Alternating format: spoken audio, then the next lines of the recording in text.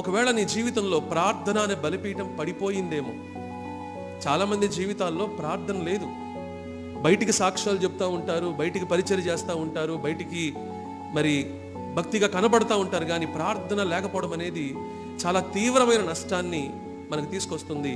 ప్రియ సహోదర, ప్రియ సహోదరి, ముఖ్యంగా సాక్ష్యాలు చెప్పే వాళ్ళల్లో నేను చాలా మందిలో గమనించిన ఒక విషయం, అందరని నేను అన్న కానీ కొంతమందిలో నేను గమనించిన విషయం ఏంటి అని చెప్పనంటే ప్రార్థన లేకపోవడం.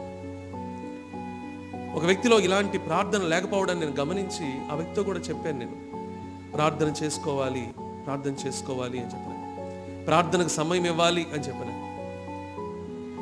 మరి తగినంత సమయాన్ని ఇవ్వకపోవడం వలన ఆ వ్యక్తి చాలా కోల్పోవడం జరిగింది దేవుని విషయంలో. ప్రియ సహోదర, ప్రియ సహోదరి, ప్రార్థన చాలా అవసరం. మన పరిచర్య కన్నా ముందు ప్రార్థన చాలా అవసరం. మనం దేవుని కొరకు మరి ఏవైనా చేసే ముందు